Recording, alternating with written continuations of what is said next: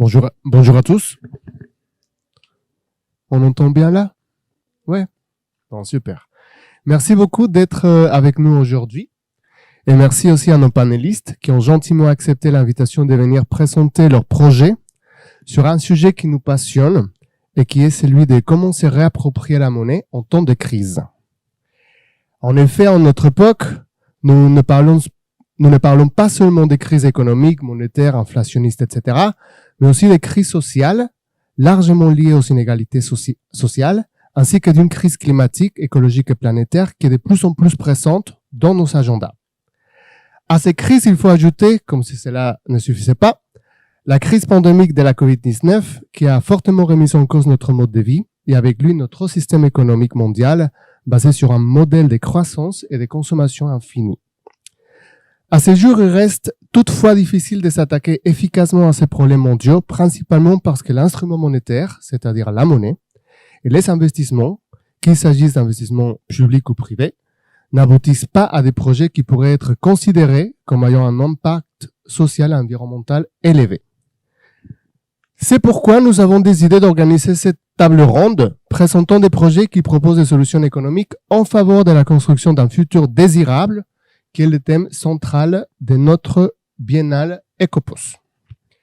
Notre objectif est d'engager ouvertement le public dans une réflexion sur 3 questions principales. Comment concevoir la monnaie différemment? Comment la gouverner de manière démocratique, résiliente et durable? Et plus profondément aussi, comment la repenser de manière à ce qu'elle puisse être considérée comme un bien commun, c'est-à-dire comme quelque chose qui devrait profiter à tout le monde et à tous sans distinction. Je suis très reconnaissant de la présence de Jean Fauvet, qui est le porteur du projet Monnaie locale de la métropole lilloise, et d'Alice Longuepé, qui est banquière itinérante pour la Neuf, une coopérative bancaire pour la banque éthique. Pour eux deux, je vous demande vos plus chaleureux applaudissements. Maintenant, avant de commencer, et la présentation des projets de nos invités, et afin de mieux soutenir notre argumentation, je voudrais donner un bref aperçu de la thèse que je suis, et qui est principalement portée par Bernard Létard, un de mes anciens professeurs et sans doute l'une des personnes qui a eu le plus d'impact sur ma carrière académique et professionnelle. Bernard Létard, il était professeur, économiste et ancien haut fonctionnaire de la Banque nationale belge. Aujourd'hui, il n'est plus présent dans ce monde, mais son héritage invite à une profonde réflexion sur la nécessité de lier la monnaie au principe de durabilité et de résilience au-delà de la simple et unique efficacité économique. La thèse transversale. Alors, n'aie pas peur, hein. On va pas entrer dans des détails, c'est juste pour argumenter. La thèse transversale sur laquelle il travaille avec d'autres professionnels de différentes disciplines trouve son inspiration et son fondement théorique dans le fonctionnement complexe des systèmes naturels. Pour être bref, Létard adopte une approche écologique inspirée par le fonctionnement équilibré, complexe, mais aussi harmonieux et durable de tous les systèmes naturels. Létard part du principe que tout système complexe, et le système économique ne devrait pas faire l'exception, se caractérise par un modèle de fonctionnement équilibré grâce à 2 éléments clés qui sont la diversité des composants du système et l'interconnexion entre eux. Des années d'études, en particulier dans le domaine de l'écologie, ont en effet permis d'acquérir une compréhension scientifique approfondie du fonctionnement complexe des systèmes naturels. Cela signifie, en d'autres termes, qu'une plus grande diversité des composants et des interactions plus denses entre eux peuvent renforcer la résilience du système, notamment en période de difficultés ou de crise. À l'inverse, lorsque l'accent est mis sur l'efficacité du système, la diversité peut être compromise et la résilience s'en trouve affectée. La diversité et l'interconnectivité au sein de tout système complexe sont alors ceux qui caractérisent la durabilité du système, le conduisant à un point d'équilibre entre résilience et efficacité. Létard explique ces fonctionnements complexes des systèmes naturels en utilisant plusieurs exemples. Moi, j'ai pris celui de la chaîne alimentaire, qui est un réseau de flux de matières et d'énergie formés par des relations complexes entre organismes qui composent le système. Ainsi, dans un écosystème équilibré, les plantes captent l'énergie du soleil par photosynthèse, les animaux mangent les plantes et les espèces se mangent entre elles dans une chaîne qui va jusqu'au prédateur supérieur. Tout cela pour que les organismes finissent par mourir, se décomposer et que leur énergie matière soit recyclée par les bactéries. L'importance de la chaîne est telle qu'un poisson dépendant d'une seule espèce pour se nourrir aura du mal à s'adapter en cas de déclin ou d'extinction de sa population des proies. En d'autres termes, la perte de biodiversité modifie l'interdépendance, c'est-à-dire l'interconnectivité entre les composants de l'écosystème, et par conséquent, l'équilibre de l'écosystème est affecté, ce qui le rend fragile. En transposant cela au système humain, nous partons du principe que la diversité monétaire pourrait contribuer à la durabilité du système économique et que la circularité du capital, c'est-à-dire la réinjection de l'argent dans un circuit ouvert, socialement responsable, pourrait contribuer au développement des projets à fort impact social et environnemental. Dès lors, comment relever les grands défis de notre époque tels que les inégalités sociales et le changement climatique, entre autres défis planétaires? Cette table ronde a pour but de présenter 2 projets qui pourraient donner des idées pour l'exploration plus large des solutions économiques, sociologiques, responsables. Nous commencerons par la présentation du projet Monnaie locale de la métropole lilloise, qui, selon nous, s'inscrit dans une idée de créer un écosystème monétaire et par là même d'une démocratisation de l'instrument monétaire lui-même. Nous passerons ensuite à la présentation du projet de la nef, qui vise à aborder la fonction finalité sociale de la monnaie et au sein de laquelle les investissements ont lieu afin de financer des projets socialement et écologiquement responsables. C'est donc en abordant les 2 pôles, la création monétaire et le destin de la monnaie, que nous espérons laisser place à une réflexion sur l'instrument monétaire au sein d'un système plus complexe qui comprend, entre autres, tout un écosystème d'innovation monétaire émergente, parmi lesquelles on trouve par exemple les monnaies alternatives, les monnaies locales, les monnaies temporelles, les monnaies du temps, les crypto-monnaies, voire même de la monnaie légale, et dans le but de réorienter ces moyens d'échange et de valeurs au cours d'un système économique qui profite à tous et contribue à un monde vivable pour les générations actuelles et futures. Encore une fois, je vous demande d'applaudir nos 2 invités et je vais maintenant donner la parole à Jean Fauvet, le porteur du projet Monnaie locale de la métropole lilloise.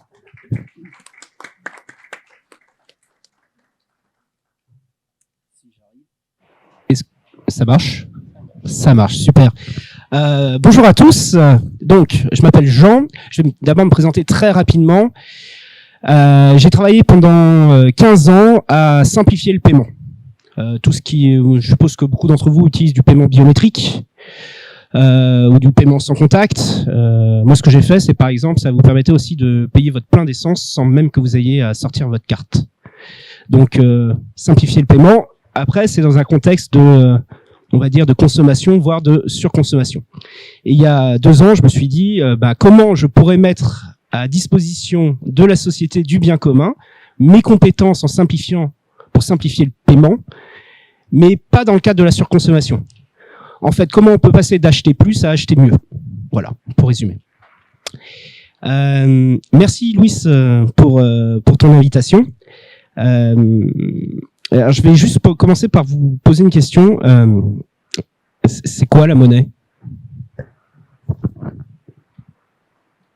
Quelqu'un a une définition à donner de c'est quoi la monnaie? Un système d'échange, ouais. Un outil d'échange, ouais, tout à fait. Et vous savez quelles étaient les premières monnaies au tout début? Ouais, bravo. Alors, le troc, en effet, le sel. Le sel a été la première monnaie. Donc, la monnaie, à un moment, tu parlais de nature. Et quand tu m'as parlé quand tu nous as invités, je me suis dit, tiens, je vais prendre au premier degré.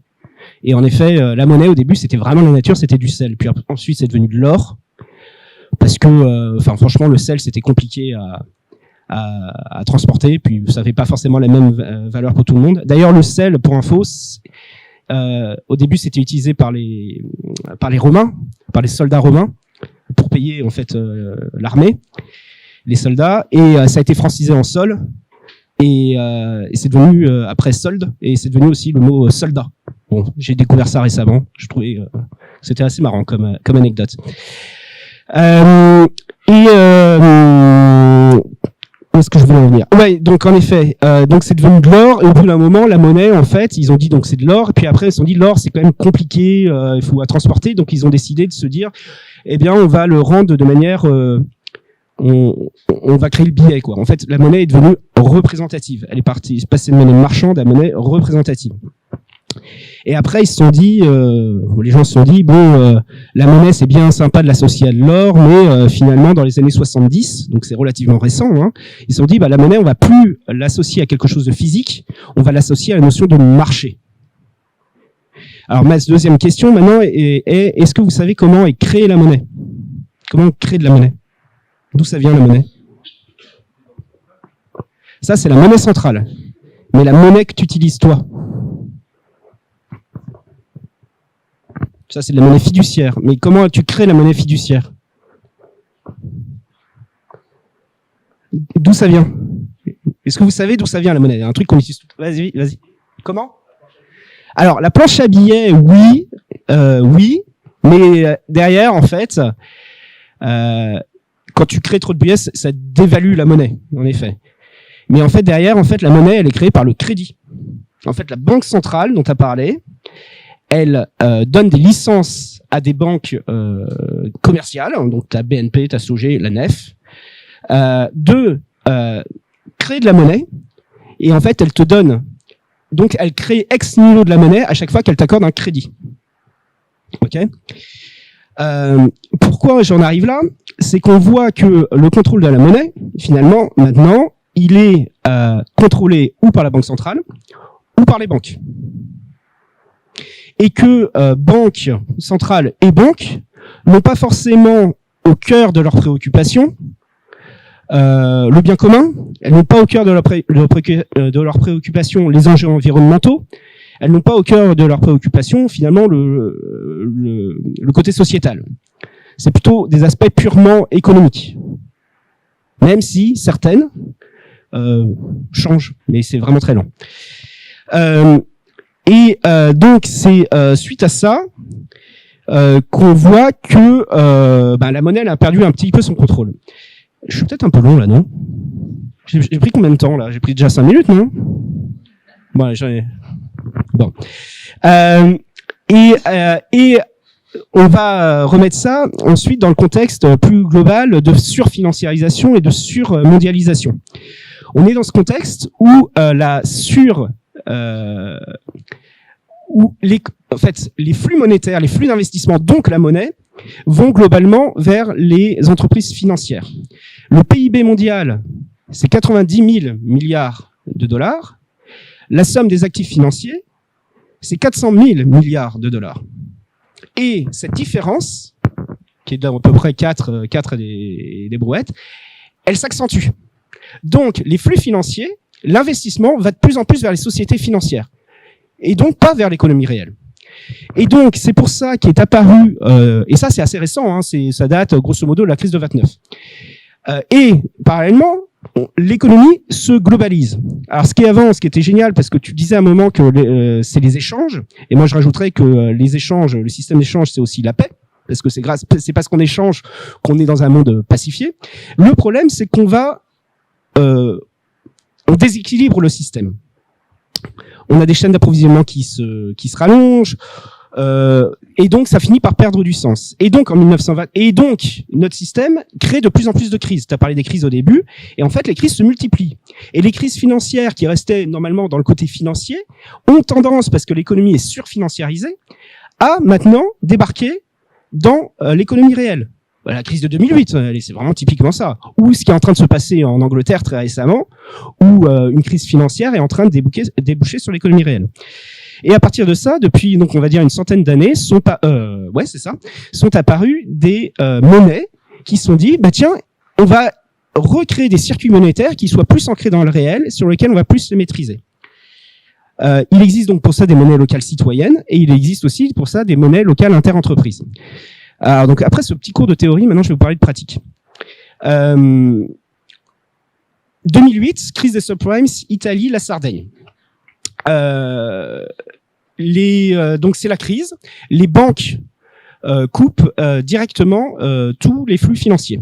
Donc les entreprises sardes se retrouvent dans l'impossibilité d'échanger. Pourquoi ? Parce qu'elles ont plus d'argent, donc plus de trésorerie, et parce que leurs fournisseurs, qui étaient souvent assez loin, ne veulent plus commercer avec eux parce qu'ils n'ont plus d'argent. Il y a 5 entrepreneurs qui décident de se mettre ensemble et de créer un système de troc organisé, de relancer la machine. Et ça marche. Les entreprises qui pouvaient pas échanger, finalement réussissent à échanger. La crise passe, et les entreprises de la Sardaigne, comme elles ont pu échanger, elles sortent de la crise mieux que le reste de l'Italie. Et l'autre effet, c'est que ce que j'ai oublié de vous dire, c'est que comme ils échangeaient des biens et des services, et que ces biens et les services n'avaient pas forcément la même valeur, ils ont créé une unité de compte. Cette unité de compte, ça s'appelle le Sardex. Donc ils ont créé une nouvelle monnaie, sans le savoir. Ils ont créé une monnaie. Et donc non seulement ça a permis de sortir de la crise, mais en plus ça a permis de booster l'économie locale. Avant, l'économie locale, c'est-à-dire les transactions entre entreprises de la région, de l'île, représentaient 15% des échanges. Maintenant, ça représente 35%. C'est-à-dire que la monnaie, le Sardex, représente près de 1% du PIB sarde, ce qui est gigantesque. Nous, notre objectif chez MLML, c'est de redonner du sens aux échanges et c'est d'installer un Sardex sur la communauté de la métropole lilloise. C'est de faire en sorte que les entreprises de notre territoire, exactement, aient la possibilité d'échanger entre elles en utilisant une monnaie dont on est en train de définir le nom. Et surtout, en fait, je vais vous donner un exemple très concret. On a un de nos adhérents, c'est un brasseur. Son réflexe, quand il a besoin de bouteilles de bière, c'est de regarder la Pologne. Parce que la majorité des bouteilles de bière sont fabriquées en Pologne. Il n'avait pas forcément le réflexe de regarder ce qu'il y a proche de chez nous. Parce que c'est plus compliqué, les personnes sont moins identifiées, il n'y a pas forcément la quantité suffisante, etc. Mais en créant un outil comme notre monnaie locale, on va encourager finalement, on va simplifier aussi la façon d'acheter local. Ça va à la fois créer une communauté et en fait on va se servir de l'outil monétaire pour créer une communauté, pour redonner du sens aux échanges. Alors j'ai encore combien de temps ? 5 minutes. Alors pour vous donner où on en est concrètement, aujourd'hui on a 35 ans. Alors, je vais aller dans l'ordre. C'est un projet qui avait été initié il y a quelques années de manière très, très, très démocratique. C'est parti d'un groupe de 700 personnes qui se sont réunies dans un amphithéâtre et qui se sont dit qu'est-ce qu'on peut faire pour redonner les échanges, pour redonner du sens à nos échanges. Après moult péripéties, on en est arrivé à la création d'une association qui combine à la fois des collectivités, des entreprises, des citoyens. Et cette association, elle va se transformer à son tour en une entreprise coopérative, un peu comme la nef, une entreprise coopérative avec toujours des associations, des citoyens, des collectivités, afin que finalement les décisions sur la monnaie, sur le projet soient prises tout ensemble. Où on en est concrètement, on a passé 1 an à développer la plateforme qui va permettre d'échanger, parce que on parle d'argent, donc il faut émettre de la monnaie, il faut qu'il y ait la confiance. Et donc tout ça, ça passe par des développements informatiques très lourds. Mais maintenant, la technologie nous permet de faire ce genre de choses qui étaient très compliquées avant. Ça va nous permettre de créer aussi une place de marché pour que les entreprises puissent collaborer. Et maintenant, on est dans la phase de lancement de la monnaie, et notamment la phase de définition du nom. Et ça, on le fait justement de manière collégiale, avec toutes nos parties prenantes, avec tous nos adhérents. Donc je ne sais pas encore vous dire le nom, ça sera pas monnaie locale sur la métropole lilloise parce que c'est super long à dire. Mais voilà, donc vous aurez plus d'informations dans les jours à venir. Merci à vous.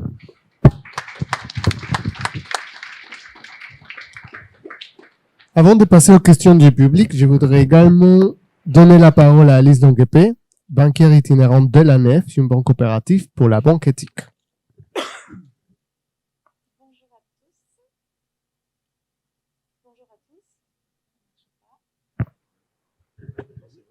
Bonjour. C'est bon, merci. Bonjour à tous, je me présente, je m'appelle Alice Longuepée. Je suis banquière itinérante à la Nef depuis maintenant bientôt 10 ans. J'ai un parcours dans la banque traditionnelle où j'y ai travaillé quasiment 10 ans aussi, Caisse d'épargne, Crédit du Nord. Et un jour, je me suis posé la question, quand je suis devenue maman, quel était le sens de mon métier. Et je suis tombée de très haut en me disant mais finalement ce que je fais au quotidien ça n'a pas vraiment de sens, ça va pas dans le bon sens, en tout cas dans celui qui était dans lequel je voulais aller. Et j'ai connu la Nef, qui était une toute petite société coopérative qui voulait s'implanter sur le territoire de la région des Hauts-de-France. Et ça fait 10 ans que j'y travaille et je suis toujours aussi contente et j'adore le métier que je fais.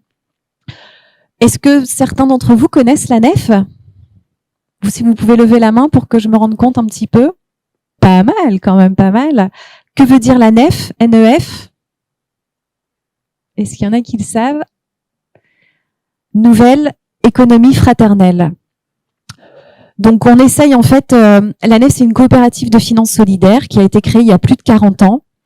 Tout d'abord sous statut associatif. La Nef est devenue une coopérative, société anonyme à capital variable en 1988. On réunit aujourd'hui plus de 42 000 sociétaires sur toute la France autour d'un écosystème de partenaires engagés pour la transition écologique et sociale. Notre objectif, en fait, c'est de construire une société plus juste et durable. À la Nef, il n'y a pas d'actionnaire. Alors, ça fait bizarre, effectivement, quand moi je dis je suis banquière itinérante dans une banque éthique, les gens, ils vont, pardon, ce sont des mots qui généralement ne vont pas dans la même phrase. Il n'y a pas d'actionnaire à la Nef. Notre coopérative bancaire citoyenne appartient à ces sociétaires qui prennent part aux orientations stratégiques. Chez nous, un homme égale une voix. On devient sociétaire à la Nef en prenant des parts sociales. Moi, avec mes 3 parts sociales de 90 €, en tant que salarié, je suis aussi sociétaire. J'ai autant de poids que notre sociétaire majoritaire, qui doit être la Fondation Massif, qui a 300 000 € placés chez nous. Et ben, lors des AG, moi, toute petite sociétaire, j'ai autant de voix que le plus gros sociétaire de la Nef. Un homme égale une voix. On est vraiment sur cette égalité. 4 piliers forts à la Nef. Le plus important pour nous, le respect de l'homme et de l'environnement. On finance à la Nef uniquement des projets à plus-value écologique, sociale ou culturelle en toute transparence. Et nous sommes les seuls à le faire. Si vous allez sur le site internet de la Nef, tous les ans, on publie la liste de tous les financements que nous accordons. D'un côté, des citoyens qui placent une partie de leur épargne chez nous, sur des produits très très simples, livrés compte à terme, et on utilise tout cet argent pour prêter à des entreprises, peu importe le statut social. Ce qui compte, c'est l'objectif, c'est l'intention de ce projet, qu'il soit en création, en développement, en reprise, peu importe. On finance aussi bien des assos, des coopératives, des sociétés classiques. On a financé récemment la ville de Lille. On a fait un beau prêt de 4 millions d'euros parce qu'ils avaient un projet à fort impact environnemental. En fait, c'est ça, c'est le circuit court de l'argent. Et en toute transparence, parce que je vous mets au défi d'aller dans vos banques. On a tous un compte bancaire aujourd'hui sur les banques traditionnelles. Je vous mets au défi d'aller questionner votre banquier pour savoir à quoi servent vos économies dans la banque où vous êtes. Donc, depuis la création de la Nef, nous nous engageons dans la gestion transparente et responsable des fonds citoyens qui nous sont confiés et nous nous efforçons de vulgariser la finance. C'est vrai que on a l'impression, puis c'est pas un sujet qui intéresse souvent la finance parce que c'est complexe. On essaye de se poser des questions, c'est très opaque, on n'a pas souvent les réponses et on laisse tomber souvent. Nous, à la Nef, on essaye vraiment d'être le plus transparent certes, mais le plus simple finalement. C'est pas très compliqué, hein, cet argent qui est au sein de notre société, s'il va toujours vers les mêmes, on voit les résultats que ça en découle. On parlait de crise tout à l'heure. Nous, le but, c'est vraiment de faire tourner cet argent. La force du collectif. L'idée de considérer l'argent comme un bien commun et de le faire circuler en circuit court, créant un lien fort entre épargnants et emprunteurs. Plusieurs sociétaires de la Nef nous aident au quotidien en s'impliquant dans notre coopérative. Je devais être accompagnée normalement d'un sociétaire dit bénévole, Fabien, qui n'a pas pu être là présent parce qu'il a un petit souci dedans, mais il aurait pu témoigner. Il est venu taper un jour à ma porte en disant « Bonjour Alice, je me présente, je suis Fabien, je suis sociétaire de la Nef et j'ai un petit peu de temps libre. Je voudrais aider la Nef à se faire connaître, à être plus grande. » Et en fait, ce qu'il fait, j'ai une poignée de sociétaires actifs, ils sont à peu près 10 sur le territoire et chacun fait ce qu'il a envie de faire. Une fois de plus, ce sont des bénévoles. Moi, je suis bénévole dans d'autres assos et on fait qu'on aime faire généralement pour que ça dure. Fabien, il va rendre visite à des emprunteurs, je mets en place des prêts, et puis quelques temps après, il va les voir, et puis il dit alors comment ça s'est passé avec votre banquière itinérante, est-ce que vous êtes content des services qui ont été proposés? Enfin, c'est ce qui nous permet toujours, en partant du terrain, de nous améliorer et de répondre au mieux à la demande de nos clients. L'audace du changement. Faut se dire quand même qu'il y a 40 ans, il y a des épargnants solidaires qui ont fait le constat qu'aucune banque ne souhaitait soutenir les projets à fort impact écologique et solidaire. Très concrètement, ce sont des parents d'élèves en Alsace, des parents d'enfants, pardon, qui voulaient créer une école alternative, une école dite Montessori, Steiner. Montessori, c'est un peu plus connu. Ils étaient une vingtaine de parents. Ils n'ont jamais trouvé les fonds dans une banque française pour financer ce beau projet. Donc, ils ont passé la frontière. Ils sont partis voir la GLS Bank, banque éthique allemande, qui a financé le projet. Ça s'est vite su. 6 mois après, rebelote, ils ont voulu créer une deuxième école et ils se sont dit, mais on peut pas tout le temps aller traverser la frontière et réclamer des sous chez nos voisins. Donc, ils ont eu cette idée de créer une association de finances. Ça a été rejoint par des premiers agriculteurs en biodynamie dans la région Rhône-Alpes. Et ils ont tous mis un petit peu d'argent au pot, ce qu'on peut vulgairement appeler une tontine, où on met de l'argent. Et puis, dès qu'il y a un projet qui veut se créer, mais qui trouve pas ses financements sur les banques traditionnelles, eh bien, on va piocher dans cette enveloppe pour permettre la création de tous ces projets alternatifs. L'ANEF a l'audace de défendre une autre finance, d'imaginer une banque d'intérêt général pour que l'argent relie les hommes, c'est notre slogan, plutôt que de les diviser. Nous finançons depuis longtemps des projets qui tournent autour de 3 grandes thématiques. L'environnement. Si vous fréquentez les magasins Biocoop, il y a de grandes chances que ça soit un emprunteur de l'ANEF. Les épiceries VRAC, avec le réseau VRAC, pareil. On a beaucoup de partenariats, donc dans la transformation, dans l'agriculture biologique, dans les énergies renouvelables. C'est pour ça que je disais que j'adore mon métier, parce que c'est aussi passionnant. Grâce à ça, moi, ça m'a permis de rencontrer plein d'initiatives, de monter en compétence sur plein de sujets. J'ai financé de la méthanisation, du photovoltaïque, de l'hydraulique, de l'éolien. Donc, c'est super intéressant. L'économie circulaire, forcément.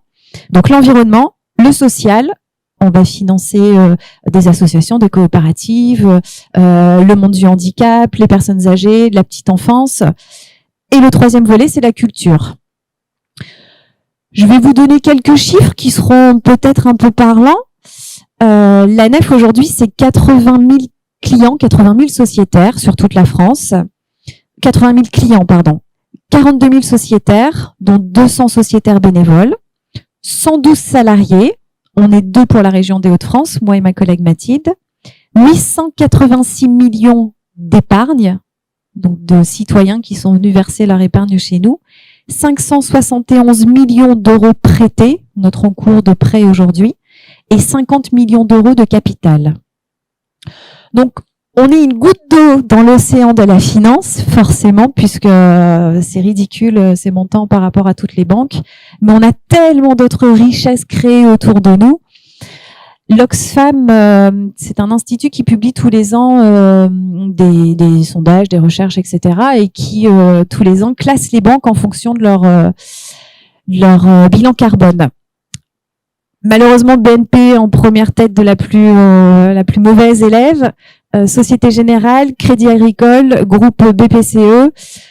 La banque qui a le bilan carbonique aujourd'hui la plus faible est à 350.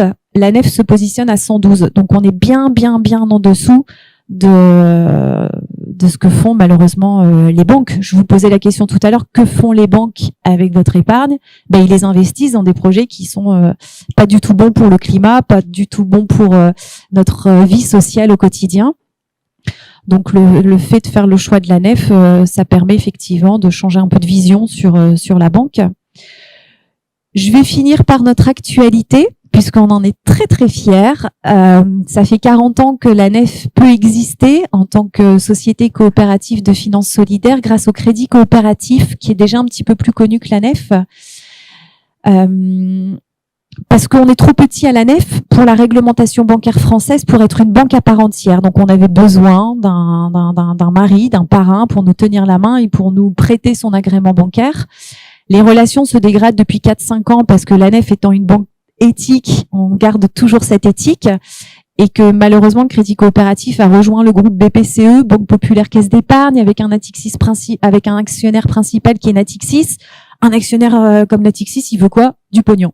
Nous, à la Nef, on crée pas d'argent.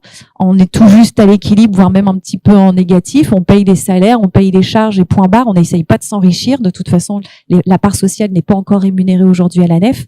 Les 30 € que j'ai mis il y a 10 ans pour devenir sociétaire, ils valent toujours 30 € aujourd'hui. C'est pas le but que 1 € aujourd'hui fasse 1,20 € demain. C'est pas facile à comprendre dans le monde actuel qui nous entoure. Mais en tout cas, c'est notre parti pris. Les relations avec le Crédit Coopératif sont pas top, donc on a essayé de changer de crèmerie, comme on dit, de trouver un autre adosseur. On n'a pas réussi parce qu'on est peut-être difficile, on est peut-être très différent. En tout cas, l'ACPR, qui est l'autorité de contrôle prudentiel et de régularisation qui donne les agréments bancaires, nous a soufflé à l'oreille en début d'année qu'on pouvait peut-être devenir la première banque éthique et autonome de France. On a déposé un dossier au 30 juin et c'est en train de se concrétiser. Pour cela, on a forcément besoin d'augmenter nos fonds propres, 50 millions d'euros de capital aujourd'hui. Si on veut continuer à prêter autant, il y a des ratios de solvabilité à respecter au sein des établissements. Il faut qu'on aille chercher de nouveaux sociétaires, il faut qu'on aille chercher du capital social. Donc, on a lancé une campagne. Je participe au bigbank.com et si vous le souhaitez, vous pouvez prendre partie à ce beau projet de première banque éthique autonome de France.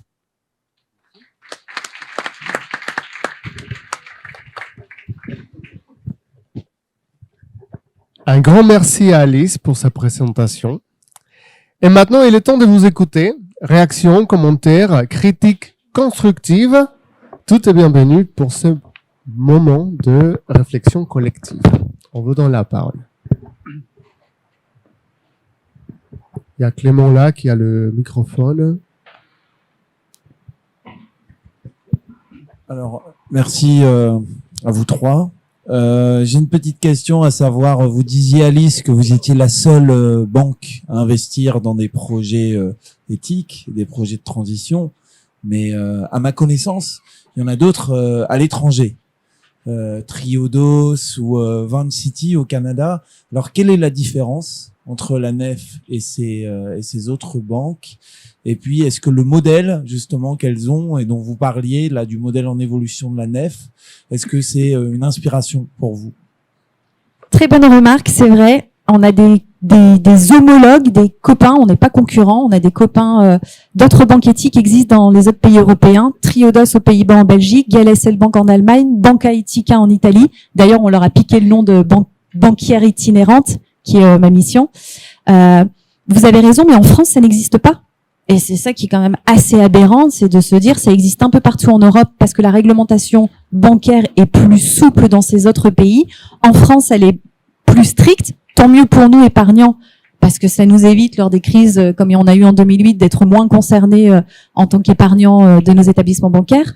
Mais ça existe ailleurs, dans les autres pays. On s'inspire d'eux. On a même essayé de créer, il y a quelques années de ça, la première banque éthique européenne. Ça n'a pas fonctionné tellement les réglementations sont différentes, mais vous avez entièrement raison. On a d'autres exemples desquels on s'inspire. On est beaucoup en contact avec eux d'ailleurs. Il y a la Banque Suisse Alternative qui vient de prendre part à notre projet en nous versant 2 millions d'euros. On voit qu'on s'entraide, même si on ne peut pas juridiquement se structurer.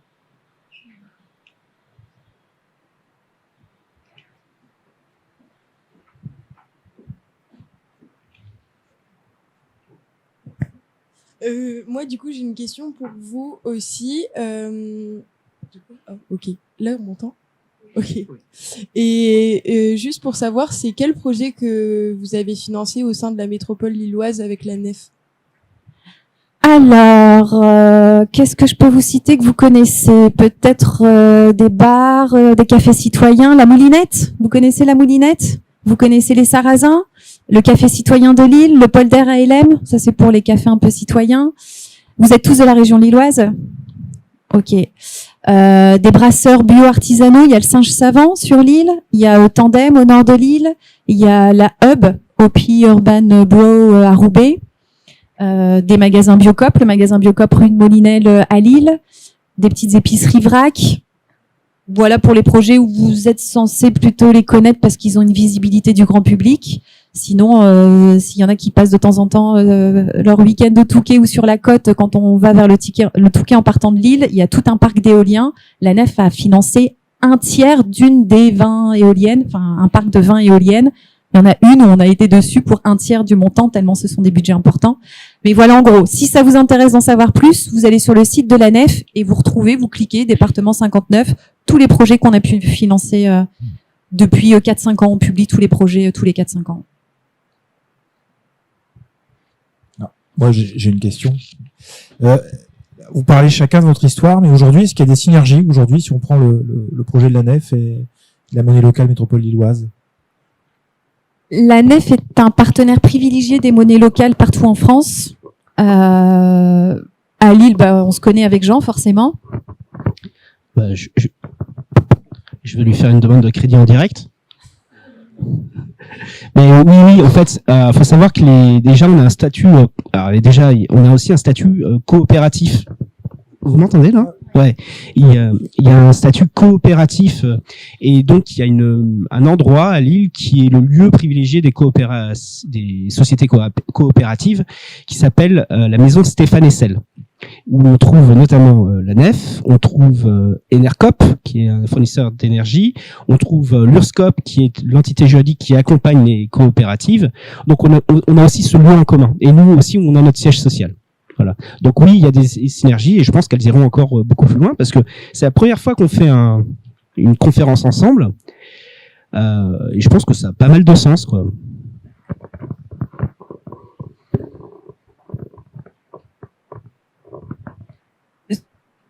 En fait, on se rend compte qu'il y a beaucoup d'alternatives dans la vie de tous les jours. Moi, c'est ce qui m'a permis d'évoluer à titre personnel quand je suis arrivée à la nef il y a 10 ans. J'étais une banquière assez classique. Je venais de faire construire ma maison. On avait fait un peu de géothermie parce que c'était à la mode à l'époque, mais pas pour l'aspect environnemental.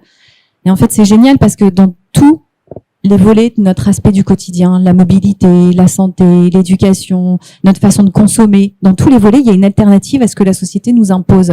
On parlait d'Enercop, il y a Terre de Liens, et il y a plein d'acteurs sur la métropole. Il faut savoir qu'on est un territoire assez en avance par rapport aux autres régions.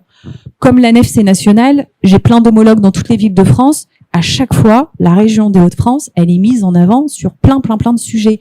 Alors en Bretagne aussi, pas trop mal. Région Rhône-Alpes, qui commence à nous rattraper, mais on a ce temps d'avance et je pense que c'est dû au fait que dans les moments les plus difficiles, c'est là où on est obligé d'être le plus solidaire.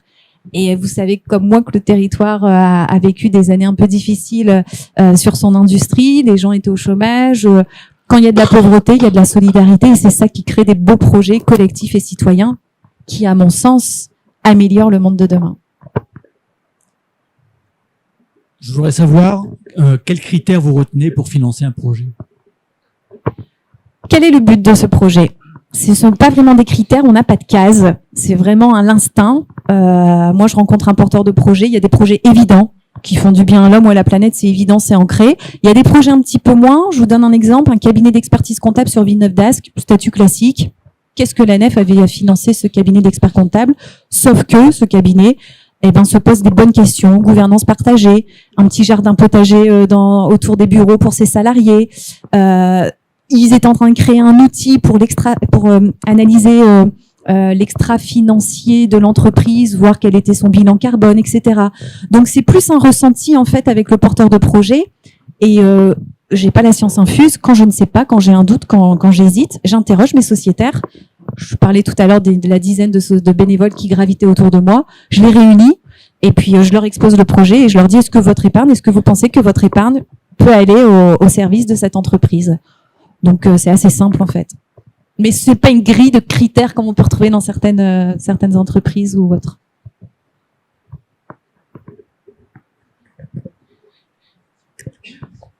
Bonjour.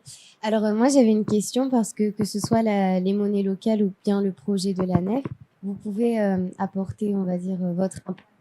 Il peut être global. Qu'est-ce qu'on pourrait faire nous à notre échelle pour pouvoir avoir la possibilité, on va dire, de changer les actions, par exemple pour l'écologie. Alors déjà, vous pouvez rejoindre. Comment tu appelles truc pour le projet Big Bank pour la nef. Je veux dire là, c'est évident. Ça, c'est spontanément ce que je dirais. Ce que ensuite vous pouvez faire pour le projet que moi je porte. Excuse-moi, j'ai parlé pour toi en fait. Mais j'adore tellement ton projet que voilà. Ce que vous pouvez faire ensuite pour le projet MLML, ça faut qu'on voit ensemble en fait, parce qu'en fait on est en pleine période de lancement. Je pense qu'il y a plein de choses à faire. Et il faut qu'on le définisse ensemble. Il y a par exemple, quelqu'un qui était un petit peu en période de transition, qui a des compétences dans la com et qui a proposé son aide la semaine dernière. Donc oui, il y a des choses à faire et on va le définir ensemble. Et tu as parlé d'écologie à un moment. Je pense que la plus belle chose que tu peux faire en termes d'écologie, c'est de sensibiliser les gens. Tu auras 5 fois plus d'impact si tu sensibilises les gens que si tu fais les choses par toi-même. Alors, fais les choses toi-même, hein, bien sûr, mais sensibilise les gens. Moi, je passe à peu près un tiers de mon temps à former les personnes aux enjeux climatiques via la fresque du climat. Et je peux t'assurer que tu embarques un maximum de personnes là-dedans. Vous connaissez la fresque du climat ou pas? Ouais. Qui l'a faite? Ok, donc il y a encore beaucoup de personnes qui doivent en faire. Et donc, n'hésitez pas à en faire. Et d'un point de vue un petit peu plus général, en fait, c'est sa façon de consommer qui va faire toute la différence demain. C'est vrai qu'aujourd'hui, tu es dans ton canapé devant la télé, tu as envie d'acheter n'importe quoi, tu vas sur ton smartphone, tu vas sur Amazon ou sur des plateformes, on commande et moi, je jette la pierre à personne parce que c'est tellement facile, on a pris une mauvaise habitude. Le fait de prendre ton vélo, d'aller jusqu'à ton magasin vrac, d'acheter des produits locaux, bio ou pas, mais en tout cas local, en circuit court, c'est ce qui va faire toute la différence pour demain. Alors les gens des fois me disent ouais, t'as les moyens toi, comment tu fais pour acheter que des produits non, j'ai pas plus les moyens que ça, c'est le système D. Tous les vendredis, je vais chercher mon panier à la ferme, je suis AMAPienne, AMAP, Association pour le maintien d'une agriculture paysanne. Donc on aide des maraîchers dans un petit village, j'habite dans la Pévèle à 25 km d'ici. On aide 2 maraîchers qui ont eu envie de redonner toute la bonne terre, enfin en tout cas de travailler la terre pour qu'elle redevienne riche et en faire profiter les habitants du coin. C'est un engagement, je paye 35 € par mois et j'ai un panier par semaine, je ne sais pas ce qu'il y aura dedans, en tout cas c'est délicieux et ça me force à cuisiner. Je prends mon vélo de plus en plus, alors c'est bon pour mes cuisses, mais c'est bon aussi pour la planète, enfin c'est tout bête, mais ce qu'il faut, c'est pas changer radicalement et chacun a son parcours, faut chacun le faire de sa façon parce que si ça devient épuisant, éreintant et qu'on donne pas une bonne image de ce qu'on fait, on n'encouragera pas les autres à le faire. Donc chacun a son rythme, mais pensez-y, un petit effort, un petit changement à la fois et je pense qu'on y arrivera. Une autre question, ouais.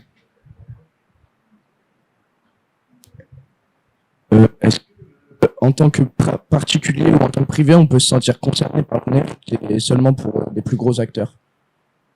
Aujourd'hui, on n'ouvre que des comptes professionnels. Pour les emprunteurs de la nef, uniquement des personnes morales, on ouvre des comptes professionnels.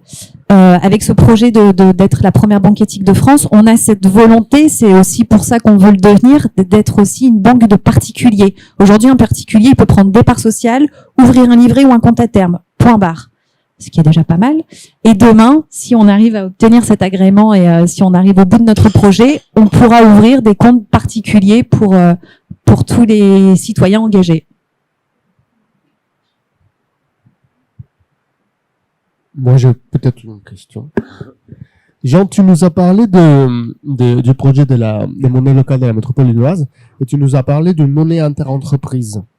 Je me demande, est-ce qu'il y aura la possibilité demain d'aussi pouvoir envisager la création d'une monnaie citoyenne que les particuliers, les usagers, les citadins pourront utiliser pour faire leurs courses dans ces réseaux, ces circuits d'entreprises socio-écologiquement responsables.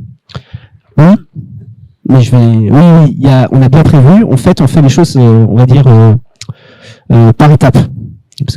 Donc on démarre par les entreprises parce que les entreprises représentent la majorité des échanges. Donc notre objectif est d'avoir tout de suite un maximum d'impact. Et notre objectif, c'est bien de redonner du sens aux échanges de manière globale. Donc on va commencer par les entreprises.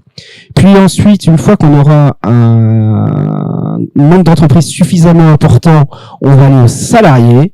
Et une fois qu'on aura le nombre de salariés, qu'on aura créé cet écosystème, on va aller aux citoyens. Voilà. Le but, c'est d'avoir tout de suite un maximum d'impact. Voilà. Y a-t-il d'autres questions? Des questions pour moi, peut-être, si vous voulez. On les laisse pour les classes.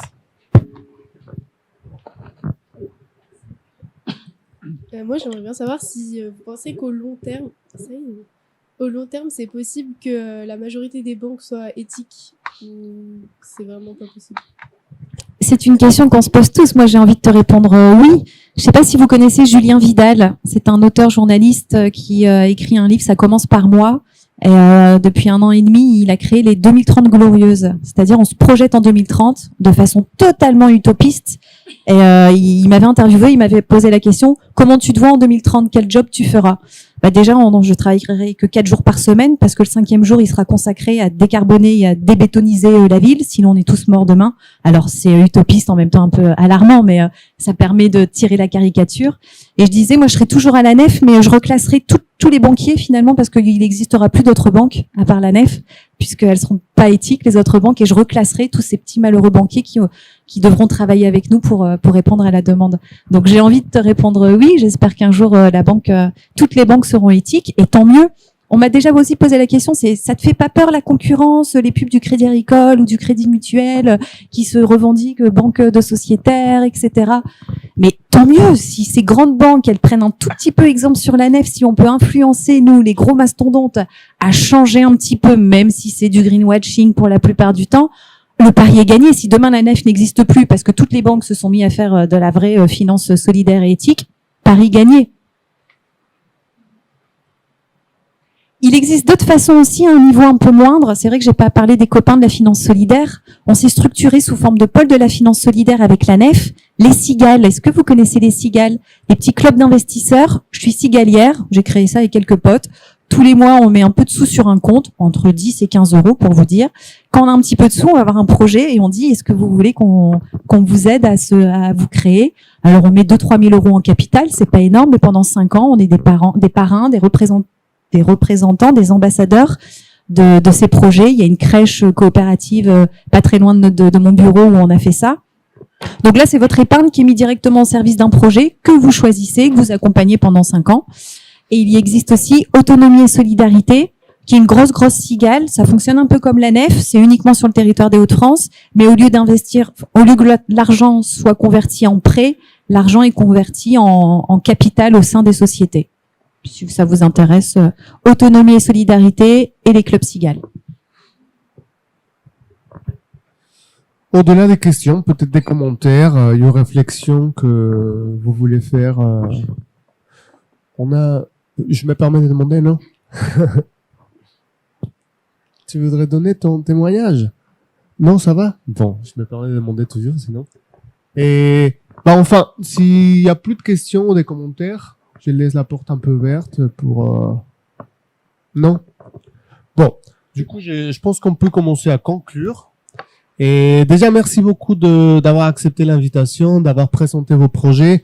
J'espère que ça sera une source d'inspiration pour qu'on puisse tous déjà peut-être ouvrir un compte chez la nef et peut-être demain engager nos entreprises à adopter ou à faire part de ce projet de monnaie locale qui permet la je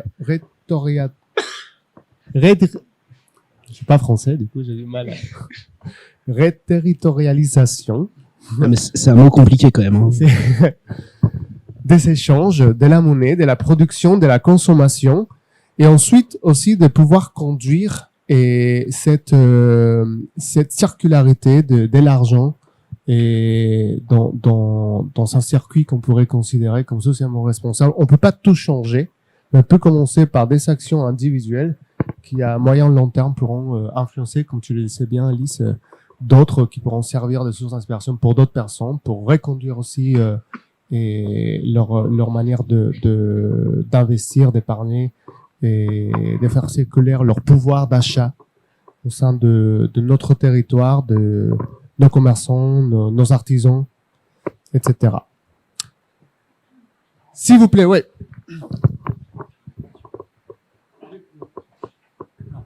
Pour les monnaies locales, les métropoles lilloises, qui dit monnaie dit taux de change. Tout à fait, mais on a fait un choix très simple, 1-1. Voilà. On a une monnaie non spéculative associée au réel. Et en effet, on a un de nos confrères qui En Italie, toujours le Sardex.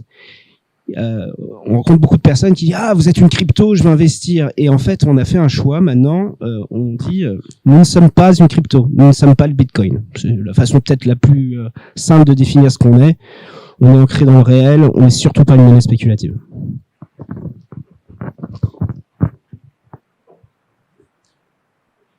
D'autres questions? Commentaires? Critiques? Constructives? Non? Bon, du coup, je vous remercie à tous. Et moi, j'aime bien les applaudissements. Du coup, un dernier applaudissement pour